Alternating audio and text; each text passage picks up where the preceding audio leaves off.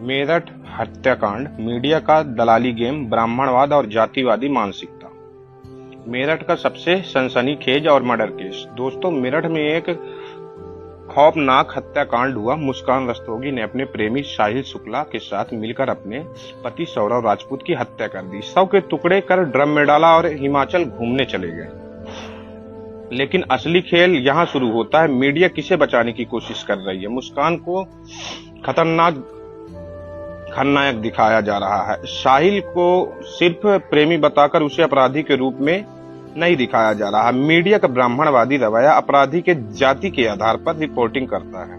अब सवाल उठता है, अगर यही अपराध किसी एसटी, एससी, ओबीसी ने किया होता तो क्या होता? क्या होता बताइए।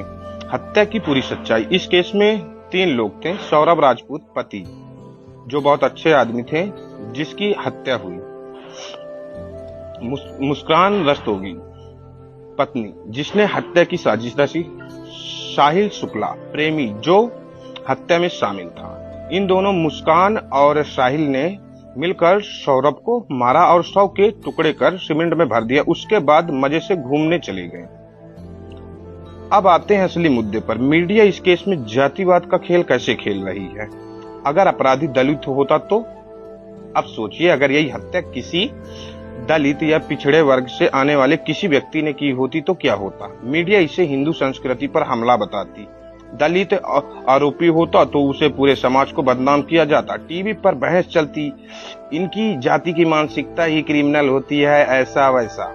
अभिजीत मिश्रा जैसे लोग सोशल मीडिया पर DNA खबर ट्रेंड चलाते। पुलिस बिना जांच के एनकाउंटर कर देती। लेकिन क्योंकि यहाँ साहिल शुक्ला ब्राह्मण आरोपी, इसलिए उसे प्रेमी बनाकर दिखाया जा रहा है।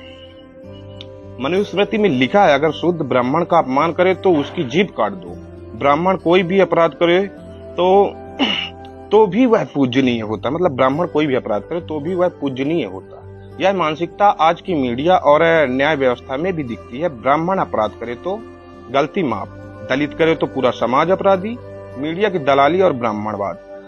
अब बात करते हैं मीडिया की दलाली पर। अगर आरोपी दलित होता तो उसकी फोटो बार बार दिखाई जाती। ब्राह्मण आरोपी, इसलिए मीडिया उसका चेहरा छुपा रही है। मीडिया ने पूरा फोकस मुस्कान पर डाल दिया, साहिल शुक्ला को साइड कर दिया। यह पहली बार नहीं हुआ। Unnao rape case, Kuldeep Sengar BJP विधायक ब्राह्मण था, मीडिया ने उसका बचाव किया। हाथरस केस, पीड़िता दलित थी, मीडिया ने उसे ही बदनाम किया। बागेश्वर धाम का ढोंग, कोई सवाल नहीं, क्योंकि वह ब्राह्मणों को प्रमोट करता है। मीडिया अब सच दिखाने के लिए नहीं, बल्कि ब्राह्मणों को बचाने और दलितों को बदनाम करने के लिए काम कर रही है। निष्कर्ष, ब्राह्मण और न्याय का सवाल। इस केस से हमें क्या समझ आता है? साहिल शुक्ला को तंत्र मंत्र से जोड़कर उसे एक नैरेटिव दिया जा रहा है। अक्सर देखा जाता है कि जब कोई ब्राह्मण व्यक्ति किसी अपराध या विवाद में फंसता है तो उसे बचाने के लिए अंधविश्वास, साधना या तांत्रिक विद्या जैसी बातें गढ़ी जाती हैं। और सेम अभी भी यही हो रहा है। तंत्र मंत्र का सहारा, उसे यह दिखाने की कोशिश की जा रही है कि वह कर्ण पिशाचिनी माता की सिद्धि करना चाहता था, ताकि मरे हुए लोगों से बात कर सके।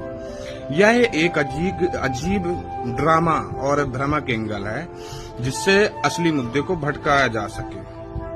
अंधविश्वास के साथ साथ इसे सेक्सुअल लाइफस्टाइल और डार्क मिस्ट्री से जोड़ा जा रहा है, ताकि इसे सनसनीखेज बनाकर सहानुभूति भी बटोरी जा सके। अगर यही घटना किसी दलित या आदिवासी या ओबीसी के साथ होती तो शायद इसे अपराध और कानून के दृष्टिकोण से देखा जाता। लेकिन यहाँ पर इसे तंत्र मंत्र, साधना और अनोखी जीवन शैली का रंग देकर एक खास नैरेटिव गढ़ा जा रहा है। मीडिया जातिवाद और ब्राह्मणवाद को बचाने के लिए दलाल बन चुकी है। अगर अपराधी ब्राह्मण है तो उसे बचाने की कोशिश होती है। अगर दलित होता तो उसे DNA खराब बताकर सजा सुना दी जाती। मनुस्मृति का प्रभाव आज भी मीडिया और न्याय व्यवस्था में मौजूद है। हमारी लड़ाई सिर्फ अपराध के खिलाफ नहीं, बल्कि जातिवाद, मीडिया और व्यवस्था के खिलाफ भी है। अब सवाल आपसे, क्या आपको ये दोहरा मापदंड मंजूर है? अगर आप इस अन्याय के खिलाफ हैं तो इस वीडियो को ज्यादा से ज्यादा शेयर करें। ब्राह्मणवाद के नकली पर्दे को हटाने के लिए हमें एकजुट होना होगा।